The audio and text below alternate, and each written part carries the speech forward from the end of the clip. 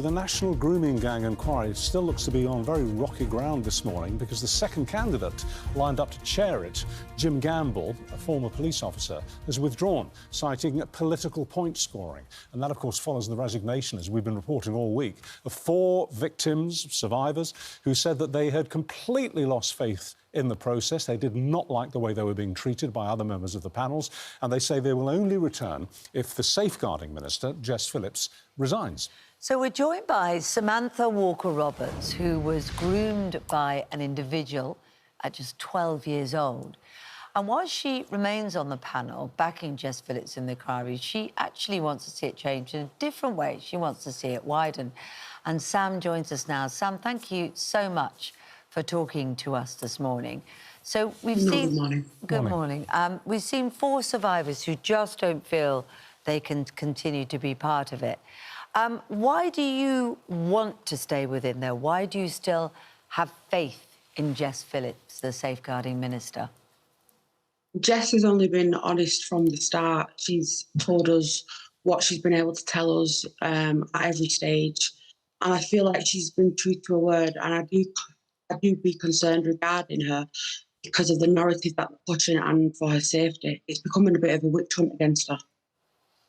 The other members of the panel who've gone, the 4 of them, have said that they loathe the way that they were treated by the panel. The words that they used in interviews here with us this week were patronised, gaslit and manipulated. Have you experienced anything like that? No, none at all. It's been completely survivor-led with 100% safeguarding and anonymity. They've given us a lot of protection and a lot of one-to-one support if needed. It's been fantastic. Is it? So, go on. You spoke to our researchers, I believe, and you said that, in a way, some survivors can't see beyond their trauma, which is very understandable. But what do you mean by that in terms of this? They're coming from a place of trauma and they're trying to find evidence regarding race and ethnicity, but this isn't about that. This is about rape as a whole by abusers, whether they're black, white or pink, and they're pushing for a certain narrative due to the trauma. And many survivors like myself, and I'm speaking up on behalf of a lot of survivors, because they're feeling too scared to come forward due to the toxicity and bullying from other girls. And this is what the problem is. That's the narrative that they're pushing. And this national inquiry has been worded since 2020 as a CSE national inquiry, and it needs to stay like that because there's many survivors that deserve to be part of this. What they're saying is that they feel that in widening the inquiry, it will lose its focus on the racial and religious aspect to it. What was found by Baroness Casey, which was, we know, that a disproportionate amount of Asian, Muslim, Pakistani men were involved in this abuse, in this gang abuse. But you feel that you can do that, and you can look at other aspects of sexual abuse. Yeah, because if this national inquiry comes down to purely the statistics and the racial aspect, then that's showing that the reasoning behind it all is racially motive. This national inquiry needs to be about the victims and survivors of all types of abuse within TSE. So your situation was that you were groomed online by an individual, but then you did experience a more group abuse, didn't you? I did, but the group abuse was just a 24-hour ordeal where I was kidnapped, which led to no grooming whatsoever. So both of them incidents are classed as a grey area. Gosh, when you talk about something so horrific as being kidnapped and abused for 24 hours, and it's having to be classified as a grey area, and whether it's in or out, it must be so difficult for all of you survivors who've had such horrors in so many different ways to feel like any inquiry can cater for you. It's hard, but we've all suffered different types of abuse, and this is where this inquiry, we thought we were all going to come together and have all our voices heard. But now it's become so divided, nobody knows what's actually going to be covered on this. Do you think that they can get the wheels back on? Do you think that the inquiry can be salvaged? I really hope so, and I hope the government made the right decision for all survivors and not just a small minority who are pushing for this narrative. If that's the case, and if the inquiry goes on with a good sense of unity, and if the 4 women who've left rejoin, if all of those things transpire, What, in your most optimistic frame of mind, Samantha, would you like to see the outcome of the inquiry being? In other words, what's its point?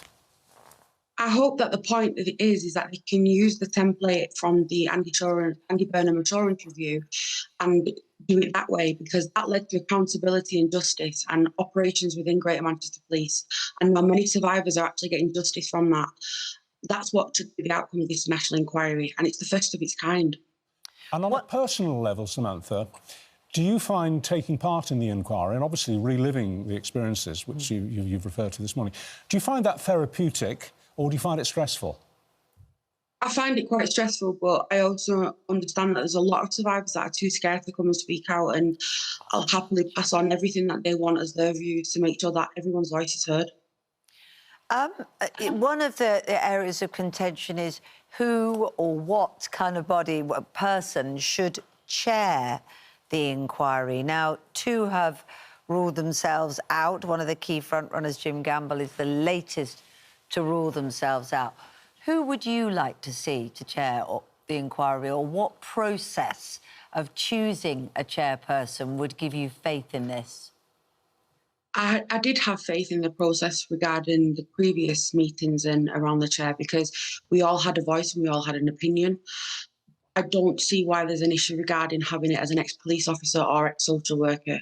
It was proven during the Andy Burnham Assurance Review that they were trusted and there was no hidden secrets or game playing. They found information out that I never knew in the whole of 19 years of trying to find information around my own case.